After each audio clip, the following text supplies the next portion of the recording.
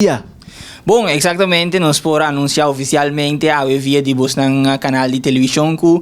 San Nicolas untuk supit nan tabayega boneiro já sabra 19 de novembro essa é a fecha que nós planeamos para receber o ombro santo um dia mais aqui na boneiro caminda ku elo bini a trove ku opi regalo para nós muchanang durante o dia inteiro anha a hasi nang besta hasi bom mucha e também guardo premiar também. Aí passar nossa tem adaptação com um lugar para chegar de San Nicolás, não porta tem muito público por motivo de Covid, conta que há aqui que preparação.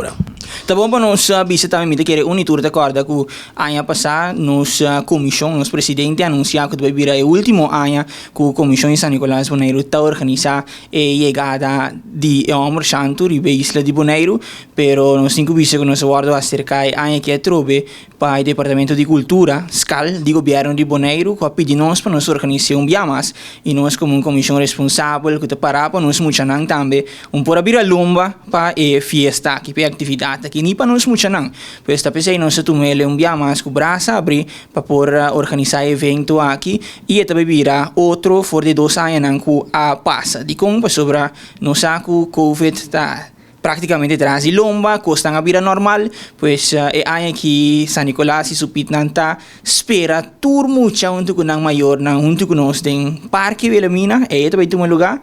então para nós poder desfrutar, para nós poder gostar, também tem bailamento, também tem show, grupo nan de baile, costa que também guardo vender também para nós mesmo já nang dia aqui, pois é também vira uma inta super alegre, gezellig, den parque Vetera na de Bonaire. Tá bom para nós bisa também que a atividade também está